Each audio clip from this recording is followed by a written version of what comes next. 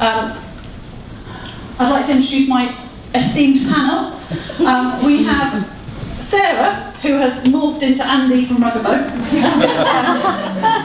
Sarah unfortunately had to catch a flight that she mistimed, so Andy's very kindly stepped in. Matt from Samurai Fitness and Anne-Marie from Diddy Dance. So you'll be hearing a bit about their journey through the accreditation process. But first of all, I would like to say how pleased I am to see everybody here who, a lot of you have come up to me and introduced yourselves, and we've been talking, we've been emailing, and we've been going through the accreditation process together. So can all those members who've got at least bronze, can you just stand up, because I think you all deserve a round of applause.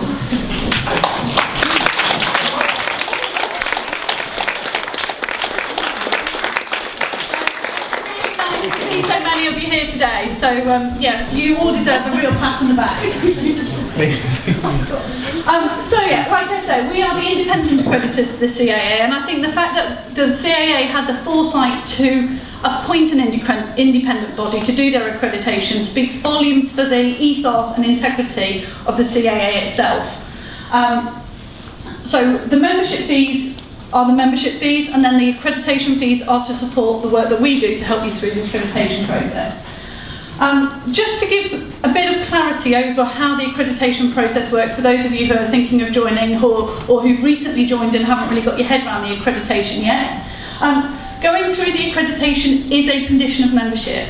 If you're not keen or if you're not able to commit to do the accreditation programme, you shouldn't join up as members of the CAA, because it's about raising standard and it's about supporting you.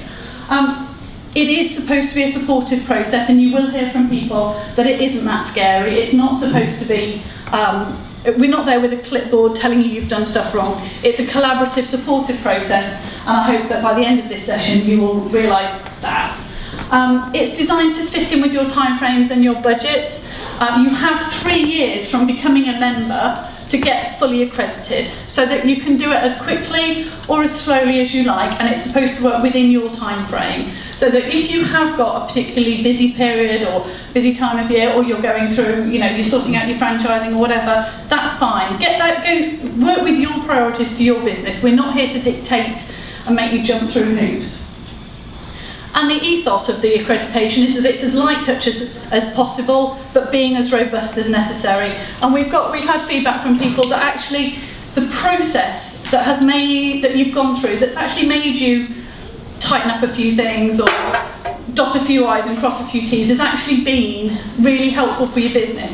There's no point, I don't believe, and we do this with any of the stuff that we accredit, there's no point in having a valueless accreditation. Anybody can get a rubber stamp and stick a stamp on your product or your service.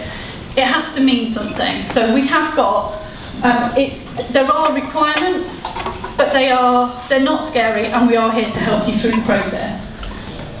So just to explain a bit more for those of you who don't know about the process, the accreditation is split into 5 modules. Compliance, which you all need to do as early as possible. So on membership, you have 3 months to get your compliance done. Compliance is making sure you've got your insurance, making sure you've got health and safety, making sure you've got confidentiality and child protection stuff in place. If you haven't got that, you shouldn't really be operating. So that stuff is fundamental to you being committed to the CAA. And where's Mark? No, Mark Raish. There we go. Mark's got a fantastic set of templates for people that cover all the policy documents that you need at the moment to hit the compliance. So again, not supposed to be difficult. When you actually look at it, you probably find you've got most of this stuff already, but the compliance module is the first one. Delivery involves a site visit, so one of us will come out and watch a session or 2. Training is about how you train your staff, your franchisees. The programme is making sure that the programme itself is inclusive, is well thought through, has progression, has outcomes. And the customer service is obviously self-explanatory, how you deal with the parents, because obviously we all like the kids, the parents can be a different kettle of fish.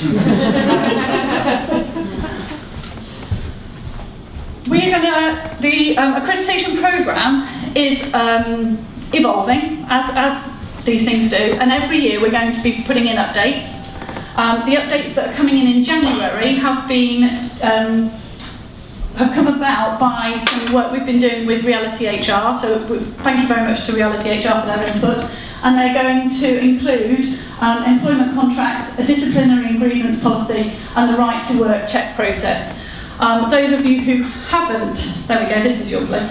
Those of you who need help with the right to work document checks, we've got GBG, thank you, who've got a stand out there. They do that for you, make it very easy, and they're worth talking to. Anybody who goes through the accreditation programme from January will need to include these bits. Anybody who's been through it already, when you do your 3-year renewal, these things will be checked. Okay, so two questions for my panel. Anne-Marie, can we start with you? What's the main benefit of going through the accreditation programme for your organisation? Well, I thought it was a no-brainer, really, because I think if, as an industry, we wanted to raise standards and wanted to collaborate together, then we have to look for something like this to do. So for us, being accredited was supportive and not as daunting as we thought, but what that does for us is it gives all of our customers, really, cliche, the peace of mind that we do have everything in place, everything has been checked independently, and our customers know that it's worth the price they're paying for our classes. Matt? I'd agree with all that. For me, can people hear it? Yeah. For me, the additional benefit was being pulled out of business to have a look at that macro perspective. I think we all know the saying, don't work in the business, work on the business. But all of us get caught up in the small things all the time of the operations of the business. And what I found the accreditation was very useful at doing was actually putting me right out and saying, right, here's the documentation I've got and all of this, but how does that all link together? And for a lot of you, you'll have nearly all of it in place anyway, but it's making sure that it all links together, it's a complete document, and it's also updated. Really simple things, but I never put any dates on my documents. He's not the only one. So I just produced the document, and that's done, and yet someone come along, such as Amanda, and say, well, when was that produced? Well, I don't know, let's have a look on the system and see when I wrote it first. Whereas now, I put dates and everything, and now I'll update it, and I can then see how on top of it around. So just small things like that just help because I'm looking at the bigger picture rather than the everyday things. Cool. Andy? Pretty much the same as they've said. We're really new to the accreditation system. We only went through it last week, so we've not seen any long-term benefits yet. But obviously, as Matt and Anne-Marie said, it's just the Okay. So how you can actually lead on this one? What's the best way you're planning to use the accreditation to benefit your business then? Really, again, pretty much what Anne-Marie said insofar as giving the parents peace of mind.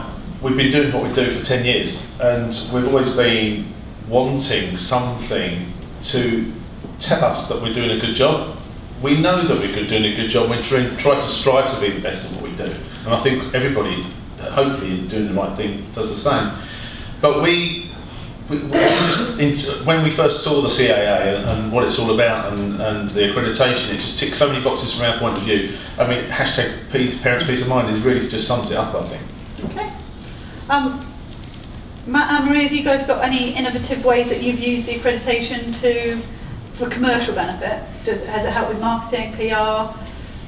We use it on all of our marketing material and on our website especially, but I love the new things that the CAA have been doing with the I'm safe and because of the CAA. So we've just started using that for marketing campaigns and social media work for us as well, because I think it is about getting the images out there to the customers. You can, like they've talked about on PR and marketing earlier, you can say it 100 times, but if you visualise it, then the parents are picking up those things. And we'll look at maybe incorporating it into our video marketing as well. We've grown very, very quickly, thanks to Mark Rasher and to other people, very, very quickly in a short period of time. And the business started off with everything being in my head, and now it's got to come out of my head and go into proper processes that have been set up that I can transfer across to anybody in the business. And I think you were pivotal to helping me do that, and also giving me that long-term direction that I can continually look at those processes, which I think are vital for all of us, so that I can continue growing without going, oh bloody hell, I've got to this stage now, what do I do? Okay. I think what I could say as a franchisor, what the accreditation process has done for us as well is it's given us a system that we can actually use for our franchisees. So we use exactly the same methods in the accreditation process now for our franchisees. So it gives them that motivation to make sure that they're sending us all their latest documentation, all their latest policies, checking their delivery of the classes. Are they assessing their teachers properly? Are they doing kit assessments? Are they giving us examples of their customer service, of their marketing? Are they using what we're giving them to use, or are they going on? So it actually is great because it gives us as a franchisor the benchmark to use for our franchisees to hopefully raise standards within our own network as well. Great. And last question for you guys. I think there's a lot of big organisations who it's very easy to see the benefit of the CAA, and you've got the budgets and all the rest of it. If you've got small, and you guys are all coming from medium plus size businesses, but if you've got a small sort of one-man band preparing for accreditation who feels a bit daunted by the whole process, have you got any advice that you would give them in terms of, you know, making the most of it or preparing for it? Can I jump in on this one? Because I get, as we all do about our industry, I'm really very passionate. I run a martial arts organisation, and unbelievably, any one of you, even if you've never done martial arts, could set up your own martial arts organisation and then say, I'm a 7th degree black belt in Mat Kwondo, and I'm going to teach kids. You've got nothing, absolutely nothing. You could just pull anybody off the street to do that. So a prime example, we teach kickboxing to kids, and a prime example is that with my first black belt in kickboxing, I've done other martial arts, but in kickboxing, I got my black belt in probably about 90 minutes.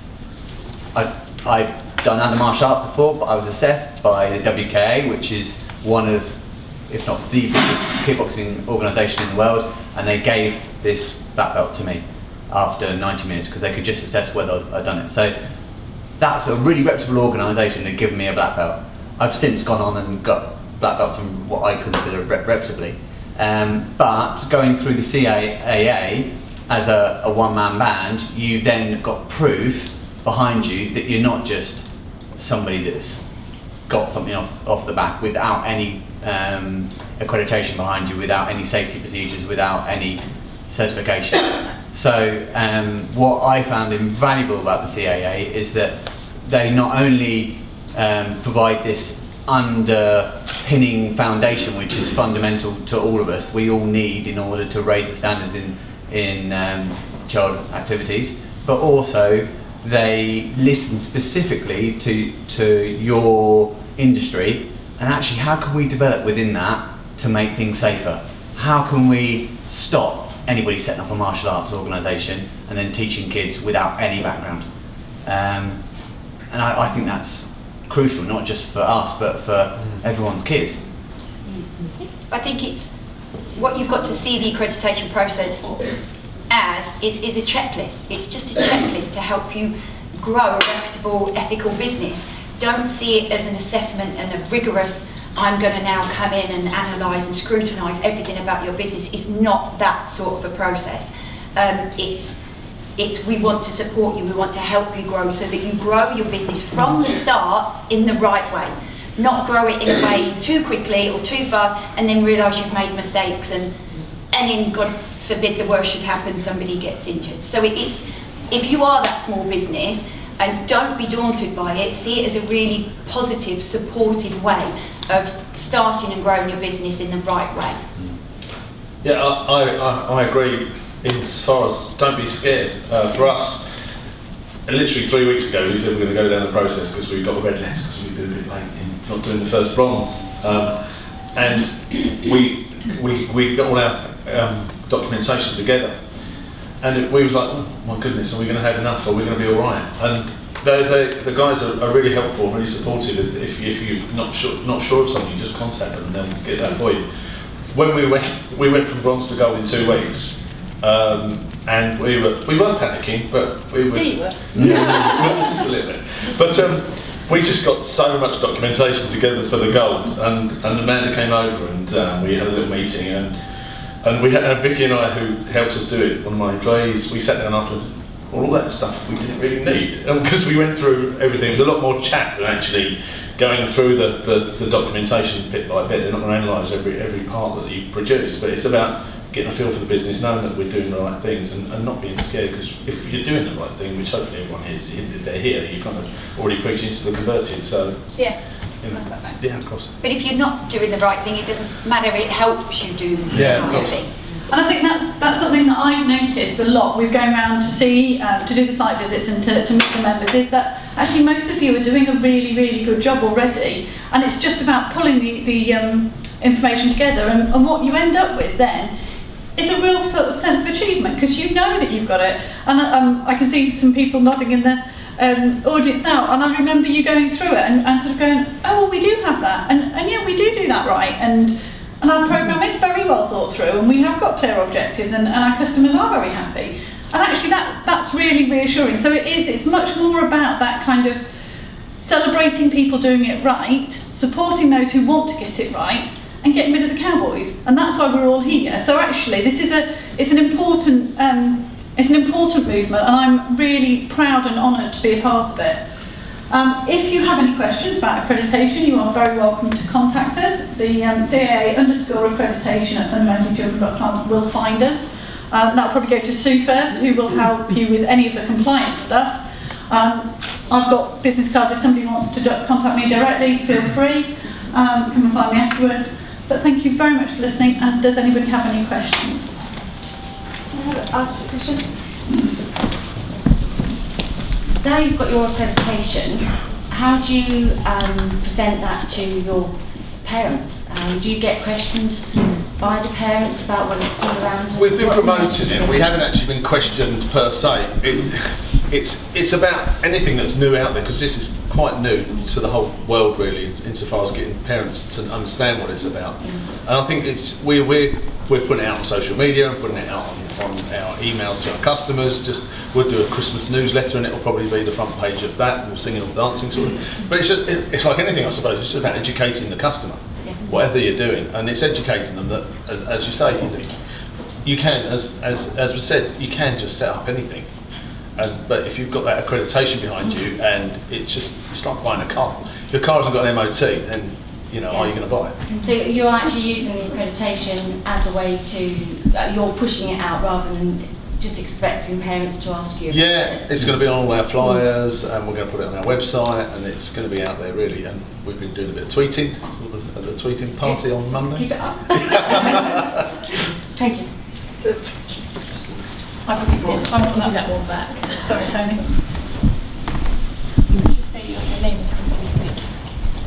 Tony Gray from Water Babies. I'm just interested about the CAA itself and the messaging around the accreditation process, because it's one thing for the individual organisations to promote the fact that they're accredited to their potential customers, but the CAA, in terms of getting the wider message across the UK, about the importance of avoiding cowboys, what do they do?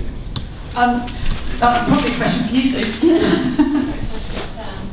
The CAA, honestly, the CAA are championing this. The work that you guys are doing, there was a Twitter party on Monday that was really sort of championing it.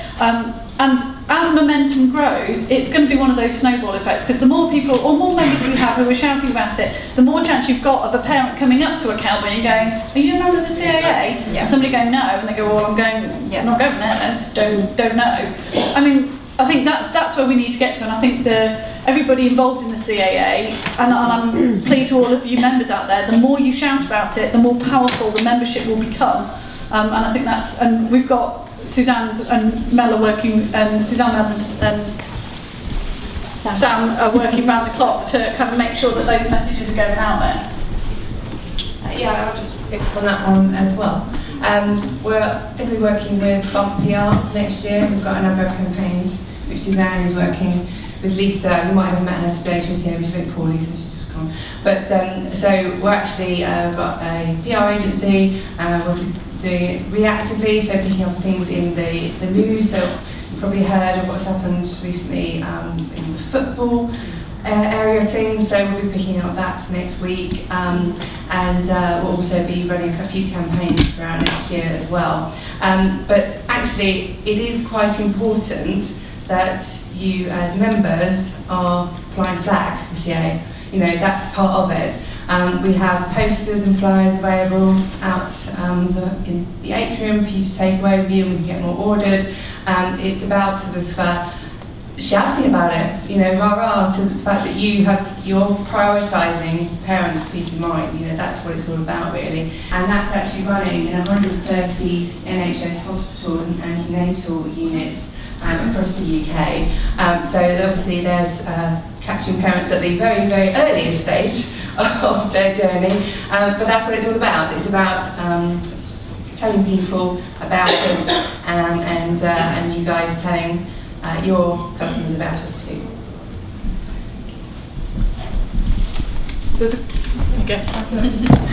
Time for one more question. It's not a question, it's just a support, really. I'm Emma Hammett, I run First Aid for Life, and until 2 years ago, the first aid industry was unregulated. So currently, you can still set up a first aid training business with 3 days first aid training. And that, you know, we've been through the same thing as you're going through, saying, you know, people are saying, oh, is it really awful, this regulation business? It's like, no, welcome it. It does separate the cowboys. And it's amazing how quickly some of the cowboys have disappeared.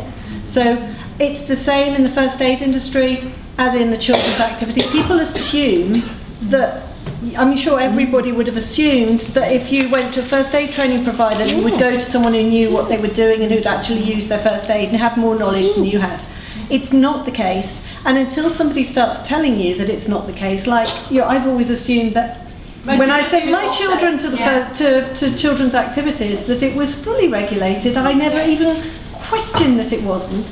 And until it starts getting out, and it will get out really quickly with all the work you're doing, and with the momentum, and with people talking, and the fact it will start getting out there, and then it will become the standard, and you'll be amazed how many people will disappear who can't meet the standards. And good riddance to them, I'm afraid. So if you can't we